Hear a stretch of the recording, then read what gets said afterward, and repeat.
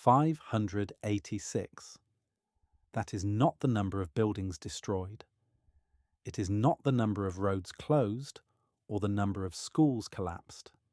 It is the number of dams. Structures designed to hold back millions of tons of water.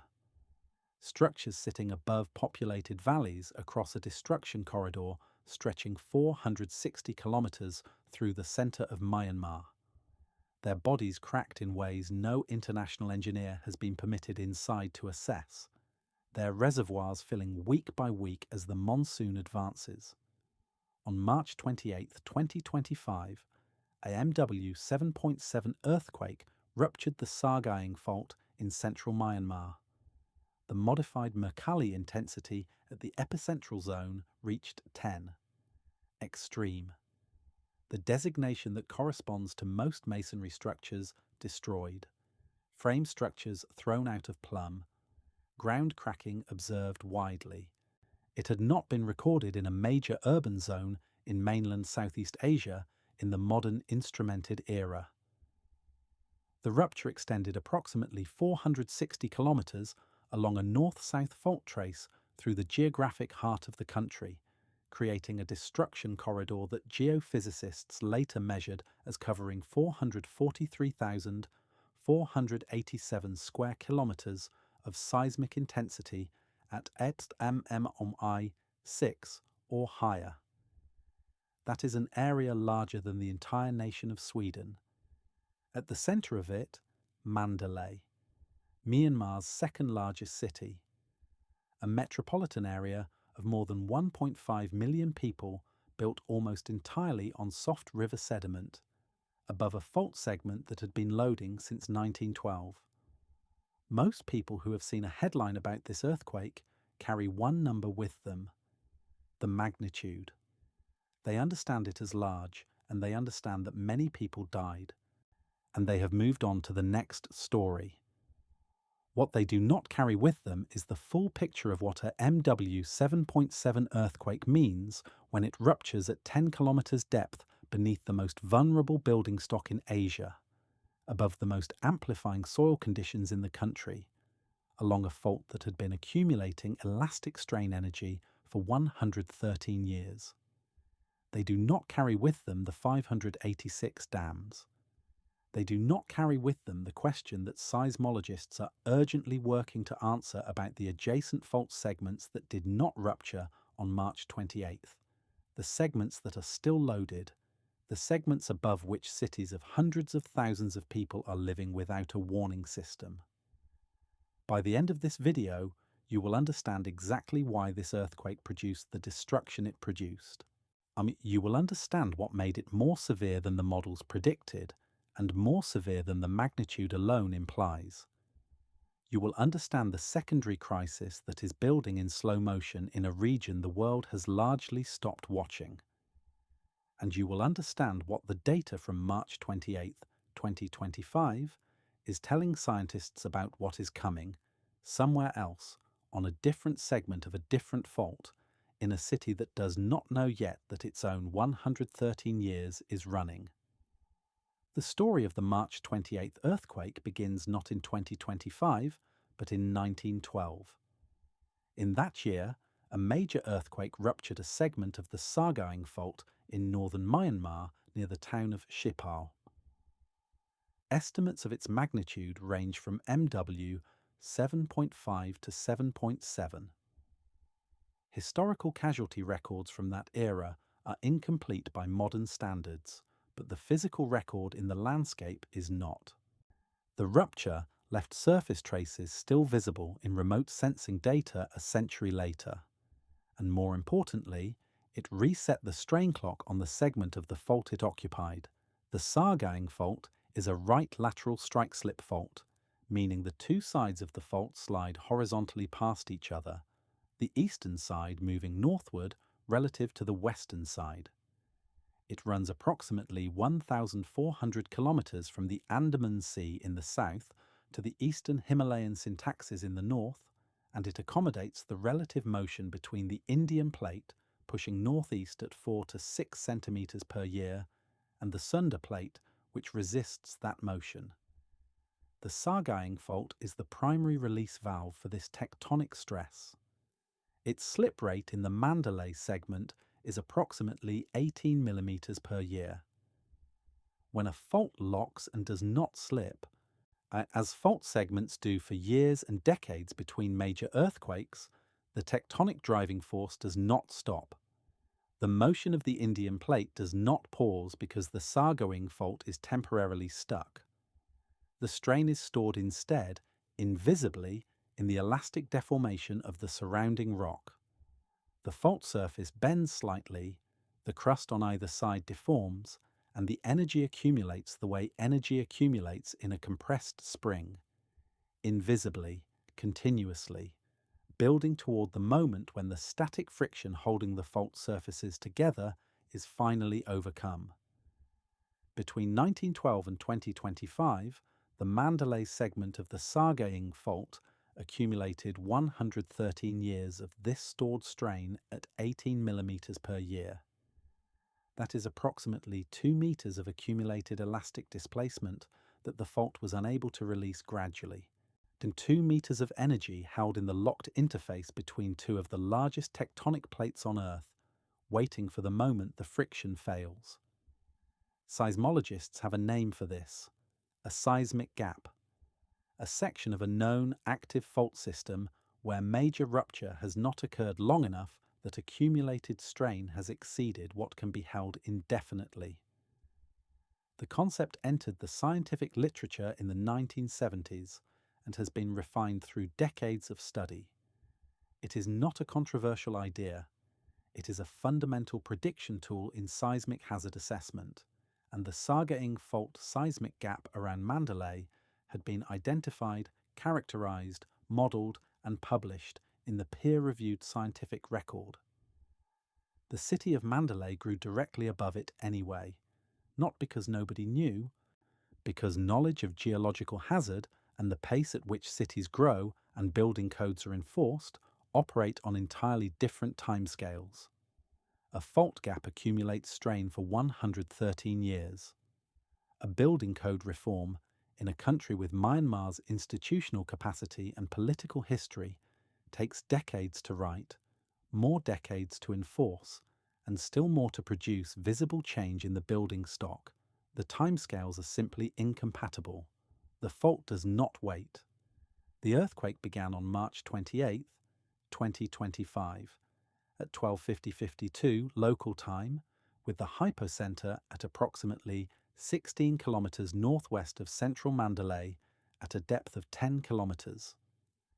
The rupture propagated bilaterally along the fault trace, moving simultaneously northward and southward from the point of initial failure and extending ultimately to a total surface rupture length on the order of 300 to 400 kilometers.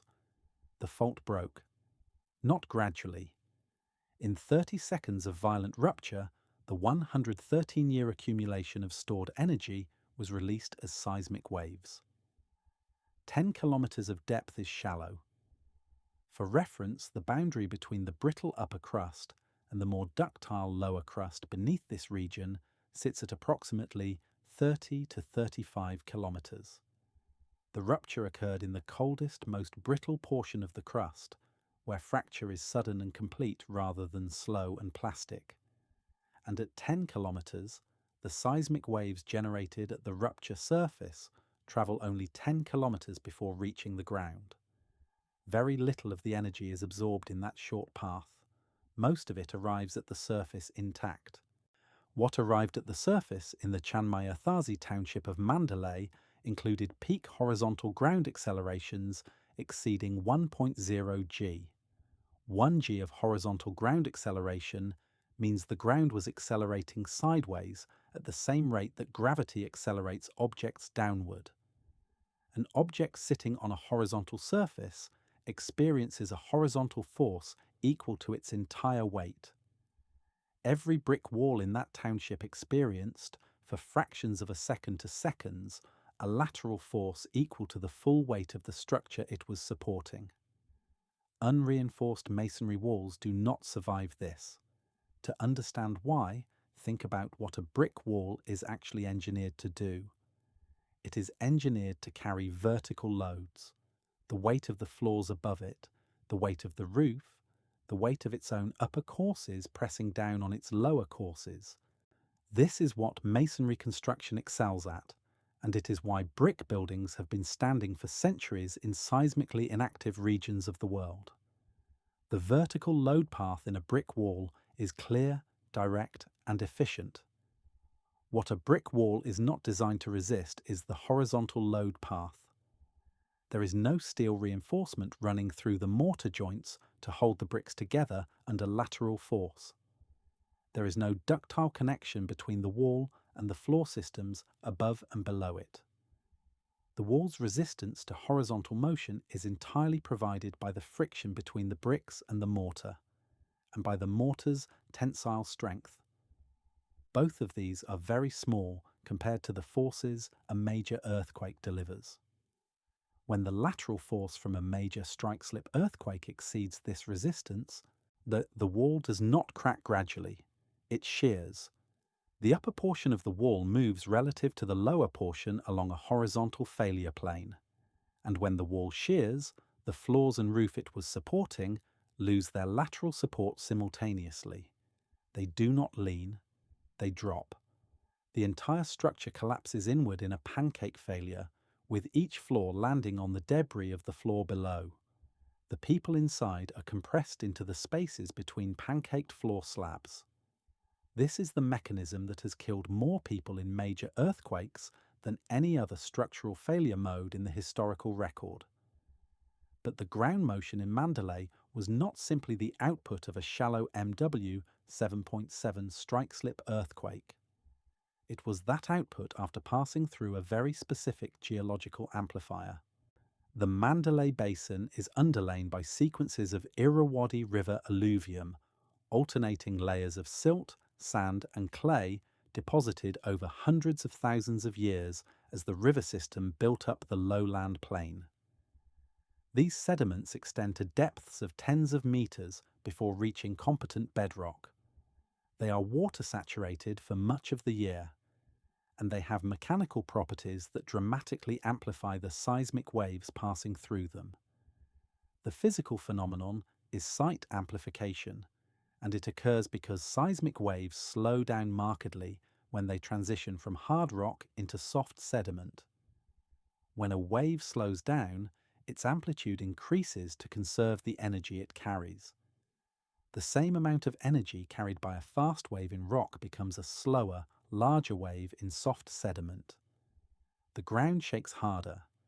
It also shakes longer because the wave bounces back and forth within the soft sediment layer before dissipating, generating what engineers call a resonance effect. For the Mandalay Basin, the amplification factors for the frequency range most destructive to 1 to 3 story masonry buildings, roughly 1 to 3 Hz, have been estimated in the range of 2 to 5 relative to bedrock sites. This means buildings sitting on the deep alluvium experience ground shaking 2 to 5 times more intense than they would have experienced on rock.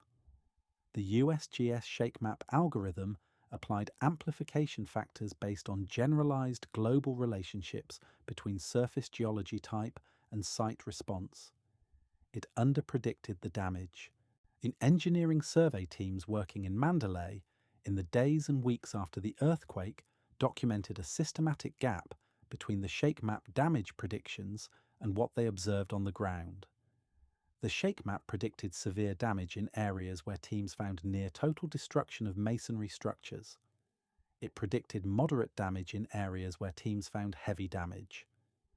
The model was consistently a category behind reality, and this matters beyond the academic question of model accuracy, because ShakeMap is the primary tool used by governments, UN agencies, and international NGOs to make decisions about where to deploy search and rescue teams in the first 72 hours after an earthquake, when the probability of finding survivors in collapsed buildings alive is highest.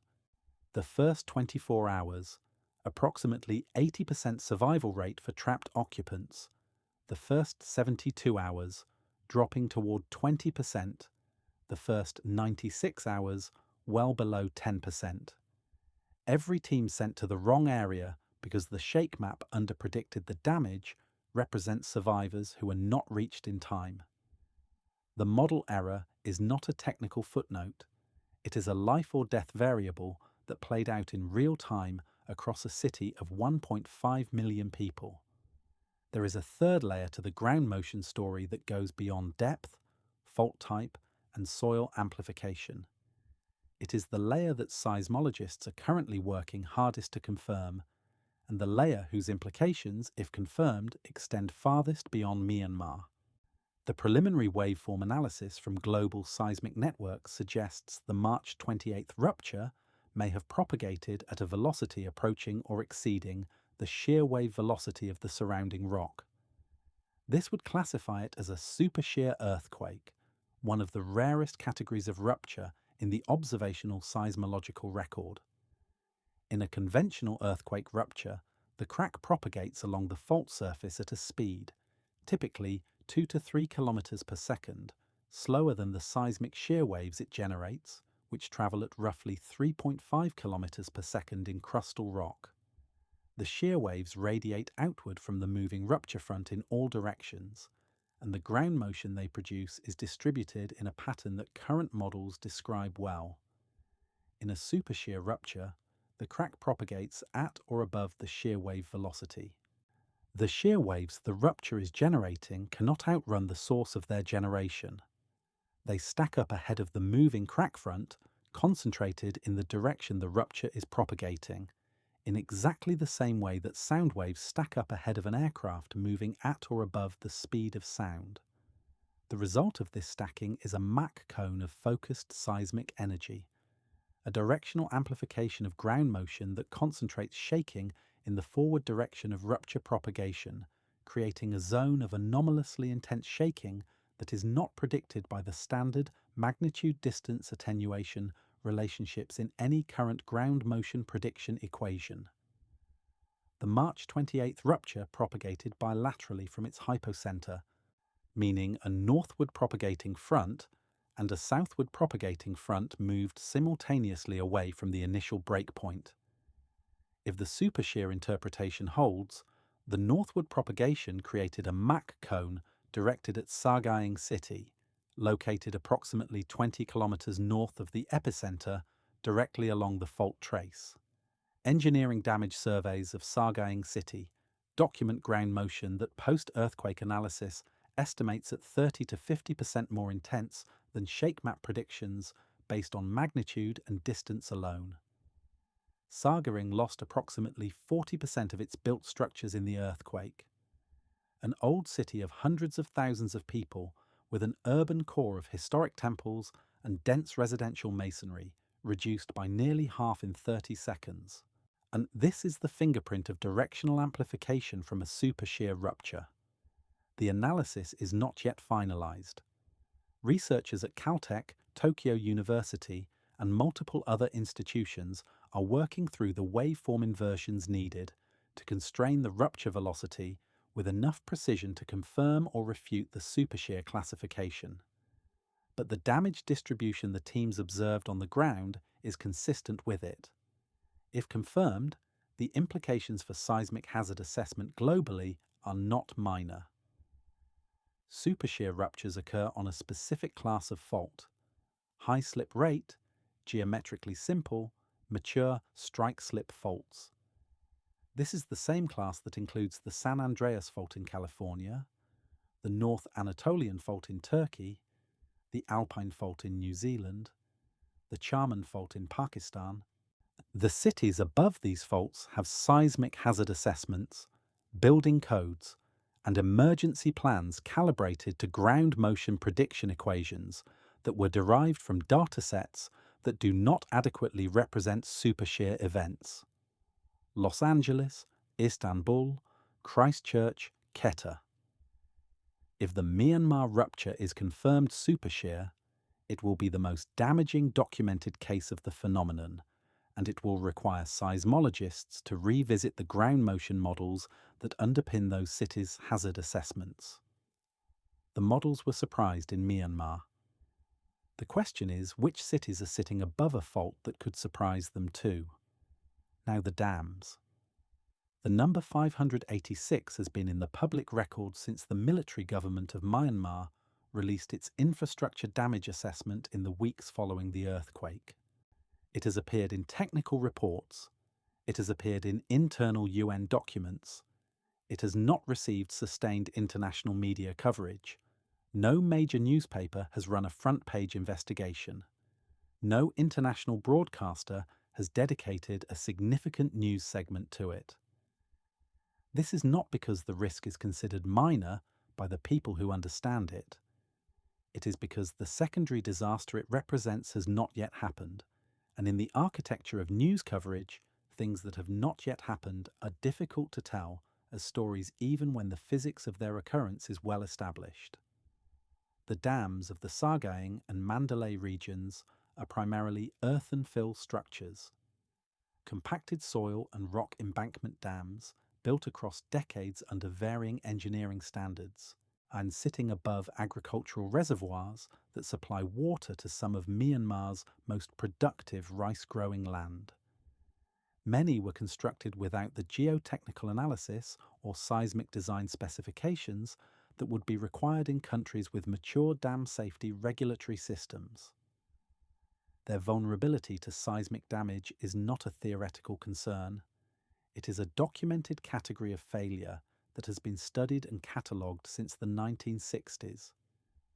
Earthen-fill dams fail in earthquakes through two primary mechanisms. The first is liquefaction. When the water-saturated soils within an embankment dam are subjected to the cyclic shear stresses of earthquake shaking, the pore water pressure in those soils can rise rapidly. When pore water pressure equals the confining stress from the weight of the soil above it, the soil loses its shear strength and behaves temporarily like a liquid. The embankment deforms, cracks, or in severe cases fails suddenly, releasing the reservoir. The second mechanism is differential settlement. Earthquake shaking causes different portions of the embankment to compact and settle at different rates, opening cracks in the dam body. These cracks may not be visible from the exterior. They may not reduce the dam's ability to hold water in the short term when the reservoir is only partially full. But under high hydrostatic pressure, as the reservoir fills toward capacity, internal seepage through these cracks accelerates, eroding the dam body from the inside in a process engineers call piping failure. In July 2008, the Wenchuan earthquake in Sichuan province, China, killed nearly 90,000 people in one of the most catastrophic seismic events of the 21st century. Among the structures damaged was Zipingpu Dam, a 156-metre tall, concrete-face rock-filled dam holding back 1.12 billion cubic metres of water directly upstream of Dujiangyan, a city of 600,000 people. The earthquake moved the dam body by measurable amounts, cracked the concrete facing in approximately 2,000 locations, and caused the reservoir bottom to shift. Chinese engineers determined that the dam was at risk, and the government dispatched 100,000 personnel, including military units, to the dam site within 48 hours of the earthquake. The reservoir water level was lowered as an emergency measure. The dam held. Hydrological calculations conducted afterward estimated that a cascade failure of Zipingpu would have sent a flood wave down the Minjiang River Valley that would have killed more people than the earthquake itself. Myanmar does not have the infrastructure, access rights, or institutional capacity to replicate the Chinese response to Zipingpu across 586 dams simultaneously. Myanmar's military government has restricted access by international engineers to earthquake-affected zones throughout the post-earthquake period. The specific structural condition of the damaged dam inventory has not been independently verified by any organization with the technical expertise to assess seismic damage to earthen embankments. The assessment that would allow dam safety engineers to identify which of the 586 structures are at immediate risk under monsoon loading is not being conducted because the access required to conduct it has not been granted, and the monsoon does not wait for access permissions. Myanmar's southwest monsoon typically arrives in the Sagaing and Mandalay regions in late May through June. It delivers months of sustained heavy rainfall that fills irrigation reservoirs across the region to their operational capacity. In a year without an earthquake, this is routine. The dams were designed for it. In 2025, with hundreds of dam bodies carrying unassessed internal damage from a major earthquake, the monsoon represents the stress test that will separate the dams that are still structurally sound from the dams that are not. A dam failure during monsoon season in the Sagaing or Mandalay basin would not release water into an empty landscape.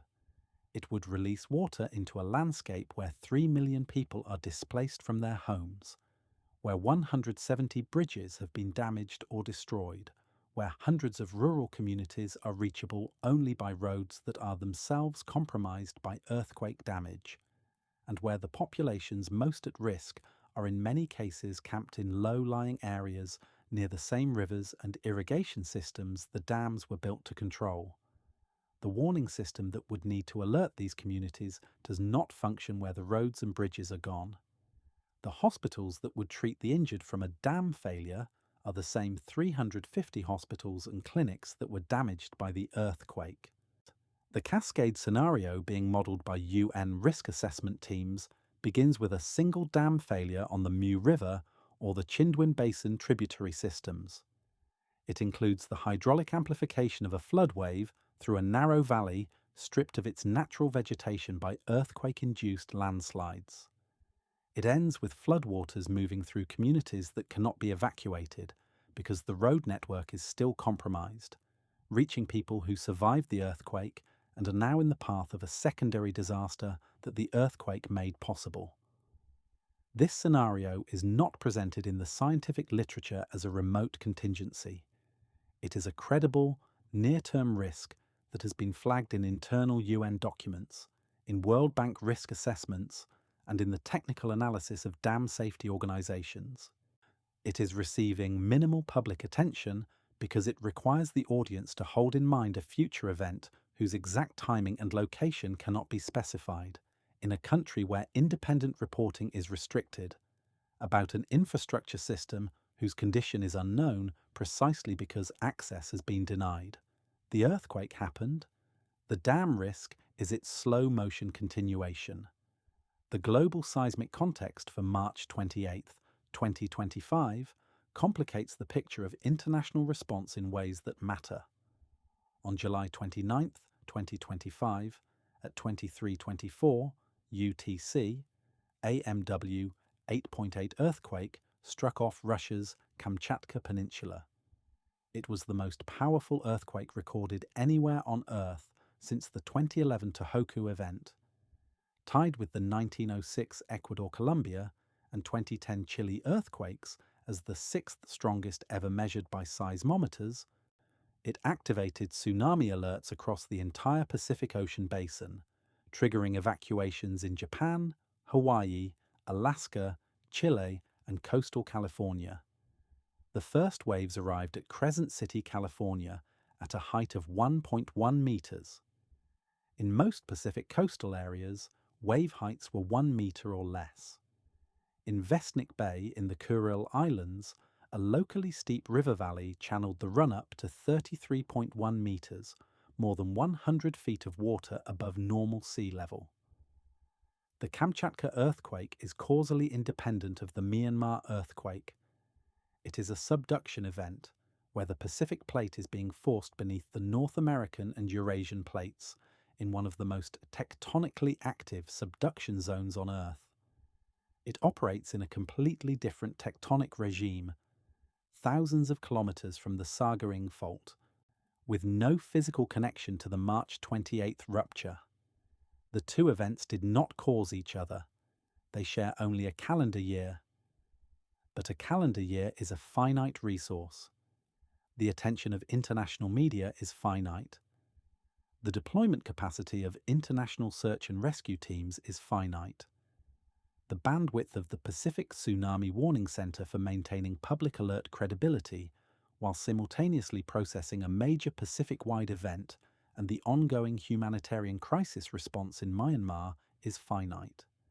The diplomatic and logistical channels through which international aid flows have finite throughput.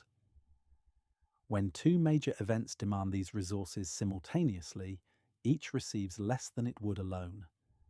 2025 produced the highest global seismic energy release in over a decade. The combined moment energy of the MW 7.7 Myanmar earthquake and the MW 8.8 Kamchatka earthquake, along with the several MW 7+ events that occurred globally during the same period, represents an extraordinary concentration of major seismic activity in a single calendar year. This does not mean the events are related. Earthquake clustering in time is a real phenomenon in some cases, driven by static stress transfer and dynamic triggering, but the evidence for a connection between events as far apart and as geologically distinct as Myanmar and Kamchatka is not established. What it means practically is that 2025 was a year that strained the infrastructure of global seismic response precisely at the moment when Myanmar needed that infrastructure most. The convergence that is most consequential for the millions of people in the Myanmar earthquake zone is not the coincidence of Kamchatka.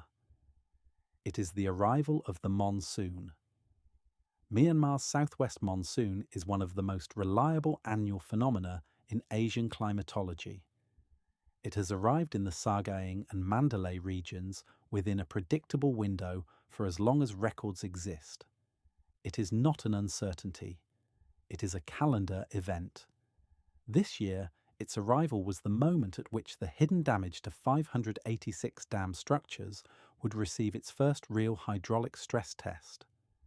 It is the moment at which the earthquake loosened soils on hillsides across the Sagaing region, already destabilized by 30 to 45 seconds of violent shaking, become the substrates for monsoon-triggered landslides. And it is the moment at which the 3 million displaced people in temporary camps in low-lying areas discover whether the ground they are sheltering on floods, and whether the rivers whose banks they are living near are still controlled by the dams upstream. The compound nature of this convergence cannot be adequately communicated by listing the individual stressors. It must be understood as a system. Each individual factor is independently survivable. A major earthquake is a catastrophe that can be responded to. A damaged dam inventory is a risk that can be managed with access and engineering resources. A monsoon season is an annual event that infrastructure is designed to accommodate. A displaced population is a humanitarian challenge that international systems are designed to address.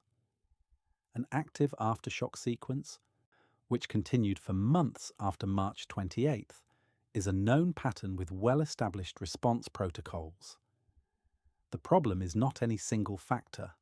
The problem is that all of them are active simultaneously in the same geographic zone, with response systems that were designed for the typical year, not for the highest-end convergence. Every resource that is deployed to address one factor is unavailable for the others. Every road blocked by an aftershock-triggered landslide is a road that cannot carry aid to a flooded community downstream of a failed dam. Every damaged hospital that cannot treat earthquake casualties cannot treat flood casualties either. Every access restriction imposed by the military government on earthquake damage assessment is also an access restriction on dam safety assessment. And the specific human reality of this convergence is not abstract. It is 3 million people, 3 million displaced individuals across the Sagaing and Mandalay regions, the largest internal displacement event in Southeast Asia in years, sheltering in a patchwork of tent settlements, partially damaged structures, and improvised camps. The 170 bridges destroyed or damaged by the earthquake have severed supply corridors that were already inadequate before the disaster. Hundreds of rural communities in the mountainous zones east and west of the Sagaing Fault Trace received the full intensity of the shaking, lost their access roads to earthquake-induced landslides and bridge failures, and have in many cases not been reached by formal humanitarian aid delivery. The pre-earthquake medical infrastructure of the Mandalay and Sagaing regions was already stretched. Myanmar's healthcare system serves a population of 54 million, with resources among the lowest in Asia by most metrics. The 350 hospitals and clinics damaged by the earthquake represent not simply damaged buildings, but the reduction of already insufficient medical capacity at the moment of maximum demand. In the immediate post-earthquake period, patients were treated in the open air, in courtyards, on roadsides. Surgical cases were triaged against each other by doctors operating in field conditions without adequate supplies. In the weeks that followed, as the acute trauma caseload began to decline, the waterborne disease caseload began to rise. Dysentery, respiratory infections, typhoid, the predictable sequelae of displacement and disrupted water systems. The 2,514 schools damaged by the earthquake are not only damaged schools, they are community structures that would normally serve as emergency shelters, coordination points, and distribution centres. Their damage has reduced the organisational capacity of local communities precisely when that capacity is needed most. The dam safety situation has its most acute human dimension in the communities sitting downstream of the largest damaged reservoir structures. Along the Middle Mu River corridor, communities that received major damage from the earthquake are also in the inundation zone for several of the largest irrigation reservoirs in the region. These communities have no dam failure warning system independent of the road and telecommunications network, both of which are compromised. They are not being moved, partly because there is no clear place to move them to, partly because the access roads that relocation would require are not consistently passable, and partly because the dam risk assessment that would justify a precautionary evacuation has not been conducted. The World Bank, in a May 2025 report, estimated structural damage from the earthquake in Myanmar at approximately $11 billion, equivalent to 14% of Myanmar's gross domestic product. This figure covers direct structural damage. It does not include the economic cascades, agricultural disruption from damaged irrigation infrastructure, manufacturing losses from power outages and infrastructure damage, in the long-term economic impact of displacing 3 million people from the productive workforce during the agricultural planting season. The total economic impact of the March 28 earthquake, including these cascades, is unlikely to be fully characterized for years. The questions that remain open in the scientific literature are not peripheral. They are central to how every comparable city in the world assesses its own seismic risk. The first and most technically consequential open question is whether the March 28th rupture was supershear. The preliminary waveform analysis is consistent with supershear propagation at roughly 3.5 kilometers per second. Confirming or refuting this requires full waveform inversion using both near-field and far-field seismic data, a process that requires months of careful analysis and that is still underway at multiple research institutions. The answer matters because current seismic hazard assessments for major cities above high-slip strike-slip faults, including Los Angeles, Istanbul, and Christchurch, use ground motion prediction equations that were not calibrated on supershear events. If the Myanmar rupture is confirmed supershear, and if the conditions that led to it, high slip rate, simple fault geometry, long rupture length, are present on other major fault systems, then the maximum ground motion these cities might experience in a major earthquake may be higher than their hazard assessments currently reflect. The building codes based on those hazard assessments may be insufficient. The emergency response plans based on those hazard assessments may be planning for a smaller event than the fault is capable of producing. The second open question is the systematic shake map under prediction, and what it means for global rapid damage estimation. The gap between the ShakeMap output for the March 28th earthquake and the observed damage distribution in the Mandalay Basin is being studied as a calibration failure in the soil amplification parameters embedded in the algorithm. These parameters use global relationships between surface geology type, characterized by VS30, the average seismic shear wave velocity in the top 30 meters of soil, and the amplification factor for ground motion. The global relationships were derived from datasets dominated by well-instrumented sites in Japan, Taiwan, and California.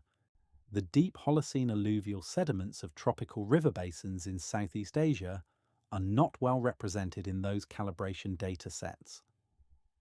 Myanmar has revealed a gap in the global calibration of the most widely used post-earthquake damage tool in existence. Filling that gap requires site-specific soil characterization across the major urban basins of Southeast Asia, South Asia, and comparable tropical floodplain environments. It requires dense, strong-motion instrumentation in cities like Mandalay, Dhaka, Ho Chi Minh City, and dozens of others sitting on similar geological foundations. It requires the kind of sustained investment in seismic monitoring infrastructure that is difficult to fund in advance of a disaster and impossible to justify politically once attention has moved to the next event. The third open question is what the March 28th rupture means for the adjacent fault segments of the Sagaing Fault and for the broader plate boundary system of which it is a part. When a fault segment ruptures, it releases the accumulated elastic strain energy on that segment. But the tectonic forces driving that strain accumulation do not stop at the segment boundary. The stress that was distributed relatively uniformly across the locking zone before the earthquake is, after the earthquake, redistributed. The released segment no longer carries that stress. The fault segments on either side of it, still locked, still loading, have had the stress state around them changed. Coulomb stress transfer calculations model this redistribution. They ask, given the geometry of the ruptured segment, the amount of slip, and the orientation of the adjacent segments, did the March 28th rupture load those segments closer to failure, or did it partially relieve them? The answer depends on the specific geometry of each adjacent segment, the depth of the interaction zone, and the rheological properties of the lower crust. Research groups at multiple institutions are conducting these calculations for the Sagaing fault segments north and south of the March 28th rupture zone. The preliminary results have not been released publicly as of the current reporting window, but the physics of Coulomb stress transfer on segmented strike-slip faults, well established from decades of study on the San Andreas and North Anatolian faults, indicates that stress transfer to adjacent fault tips is a common outcome of major ruptures. The segments to the north and south of the March 28th rupture zone have been loading for the same 113 years. They did not rupture on March 28th. Whether they are now slightly closer to failure or slightly further is the question currently being worked. The communities above them are waiting without knowing the question has been asked. Schwebo, 150 kilometers to the north of the March 28th epicenter, is a city of 150,000 people sitting directly above the Sagaing Fault. Its building stock is unreinforced masonry comparable to Mandalay's. It has no seismic early warning system. No local emergency management infrastructure was designed specifically for major earthquake response. The city's geographical position directly above the northern fault segment that did not rupture on March 28th makes it one of the most precisely identified vulnerable populations in Myanmar's seismic hazard landscape. Magway, approximately 180 kilometers to the south, is a regional administrative centre of more than 200,000 people, similarly positioned above the southern unruptured segment. It sits on similar alluvial soils. It has similar building stock. It has no early warning. Myanmar's National Seismic Monitoring Network includes fewer than a dozen permanent broadband seismometers deployed across the entire country. The minimum recommended station density for effective real-time earthquake monitoring in a seismically active region of this size is an order of magnitude higher. The country cannot locate earthquake epicenters in real time with the precision needed to issue meaningful warnings. It cannot characterize rupture propagation in the seconds after an earthquake begins. It cannot currently run the automated damage estimation algorithms that modern earthquake response operations require. The pattern in which this event sits is global and several centuries old. Go back to 1999. A MW 7.6 earthquake struck the city of Izmit in northwestern Turkey on August 17th at 3:02 in the morning. Izmit sits above the North Anatolian Fault, a right lateral strike-slip fault with geometry remarkably similar to the Sargeying Fault. With a comparable slip rate, comparable depth, comparable fault mechanics, the North Anatolian Fault had been mapped and studied. Its seismic hazard had been assessed. The building stock of Izmit, our dense urban residential construction built during Turkey's rapid post-war industrialization, was widely known to be inadequate for the fault beneath it. The earthquake killed 17,000 people. The primary cause was building collapse. In 2003, a MW 6.6 earthquake struck the city of Bam in southeastern Iran.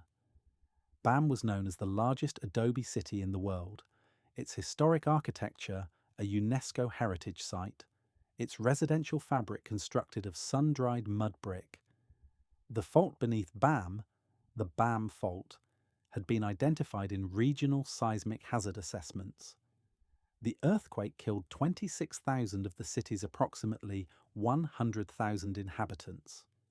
It collapsed 70% of the city's built structures, a magnitude 6.6 earthquake, smaller by an order of magnitude in energy release than the March 28, 2025 event in Myanmar.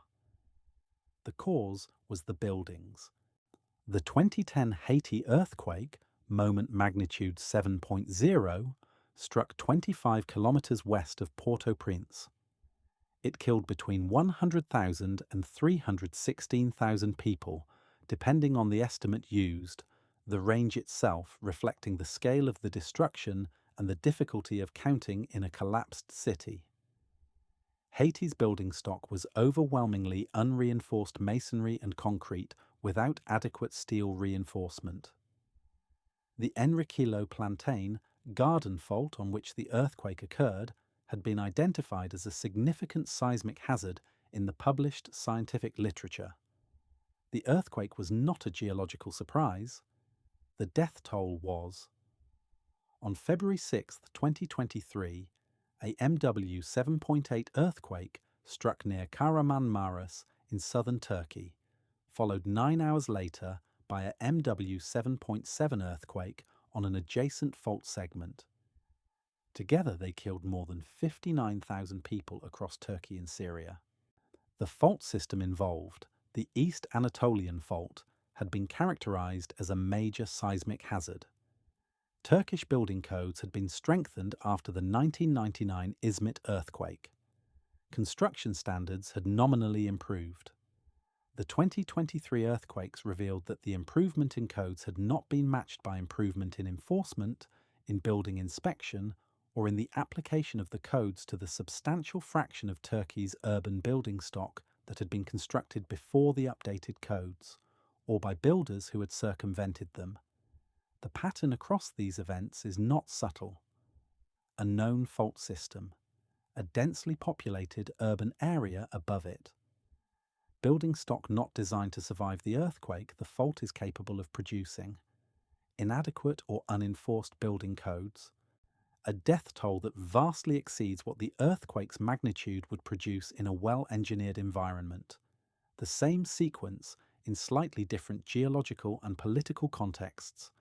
In Turkey, in Iran, in Haiti, in Myanmar, and coming, with the physics of certainty, even if the calendar cannot be specified, to the next city sitting above the next loaded fault segment. The earthquake death toll is not a function of earthquake magnitude. This is the most consistently undercommunicated truth in natural hazard science. The MW 9.0 Tohoku earthquake killed approximately 20,000 people in Japan, the majority from the tsunami rather than building collapse. The ground shaking in Japan, on a modern, rigorously engineered building stock, with deep institutional earthquake preparedness culture, and with the world's densest seismic monitoring network, produced a fraction of the structural casualties that the same earthquake would have produced in Myanmar. The MW 7.0 Haiti earthquake, on building stock that was among the most vulnerable in the Western Hemisphere, above a fault that was known but not acted upon, killed 10 times as many people as a magnitude 9.0 earthquake in Japan. The variable is not the earthquake. The variable is the buildings. The world's fastest growing cities are growing in the most seismically hazardous locations. The Himalayan front, the Zagros mountain system, the Pacific Ring of Fire subduction zones, the transcurrent fault systems of Southeast Asia and the Indian subcontinent. These are the geological settings where population growth is fastest, where informal urban construction is most prevalent, where building code enforcement is weakest, and where the accumulated seismic strain on major fault systems is greatest. The mismatch between geological hazard and urban resilience is not shrinking. In the countries and regions where this mismatch is most severe, it is growing as cities grow faster than the infrastructure of safety. Kathmandu sits above the main Himalayan thrust, which last produced a full system rupture in the Nepal-Bihar earthquake of 1934. The 2015 Gorkha earthquake, moment magnitude 7.8, ruptured a portion of the fault west of Kathmandu, killing nearly 9,000 people. Seismological analysis of the Gorkha rupture concluded that it did not release the accumulated strain on the eastern segment of the Himalayan front, the segment that runs closest to Kathmandu's densest urban areas. The eastern segment carries more accumulated strain than the Gorkha segment carried before 2015. Coulomb stress calculations suggest the Gorkha rupture loaded the eastern segment slightly closer to failure. Kathmandu's building stock in the most densely populated areas is dominated by unreinforced masonry, comparable to Mandalay's. Post-Gorkha reconstruction has incorporated improved building standards in some areas and some newly constructed buildings. The majority of the existing stock, built over decades before 2015, remains what it was. The forward question that the March 28, 2025 earthquake has produced cannot be answered by the science currently available. No seismological tool can specify when the next major rupture will occur on the adjacent sagging fault segments, and no model can predict whether the Kahramanmaraş fault system in Turkey will produce another major event before its structural damage from 2023 has been fully repaired. No calculation can determine the year in which the eastern Himalayan front finally releases the strain it has been accumulating since 1934. What the science can say is that the accumulated strain exists. The physical loading of major fault systems across Asia and the Middle East and parts of the Americas is documented. The condition of the building stock above those fault systems is documented. The relationship between those building stocks and earthquake death tolls is documented in the historical record with a consistency that leaves no room for uncertainty about the direction of the outcome. The question is not whether. The question is when, and whether the buildings will have changed by then. The answer to the second question, in most of the cities above the most loaded fault segments, is currently number 586.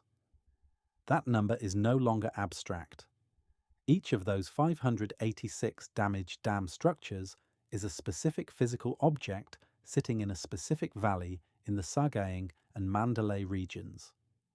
Each one was shaken on March 28th, at whatever intensity the ground at its location experienced. Each one absorbed that shaking through its embankment body in the specific way that its construction, its material, its internal drainage, and its pre-existing condition allowed. Each one is now holding whatever water level its reservoir carried through the dry season. Each one is now waiting for the rain. Some of them are fine. Earthquakes damage structures, but they do not destroy all of them, and some earthen embankments at the margins of the intense shaking zone will have experienced insufficient ground motion to alter their structural integrity.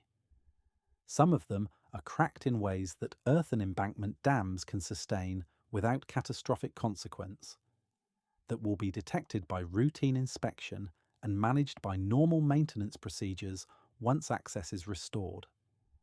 And some of them are cracked in ways that are not visible from the exterior, that will accelerate internal seepage when the reservoir fills to capacity, that will progress through piping failure to sudden breach without adequate warning. The difference between the first category and the third category cannot be determined without inspection. Independent inspection has not been permitted. The monsoon does not ask for permission. The people who survived March 28th are now waiting in a landscape transformed by the earthquake around them, in camps that sit near the same rivers the dams control, with compromised roads that cannot carry a flood warning fast enough, and with the full weight of what comes next resting on the structural integrity of dam bodies that no one who knows how to assess them has been allowed to assess. 5,352 confirmed dead, 3 million displaced, a destruction corridor the size of Sweden, $11 billion in structural damage, a fault system whose adjacent segments are still loaded, a dam inventory whose condition is unknown, a monsoon that is coming. The ground is quiet now, but quiet in geology has never meant safe.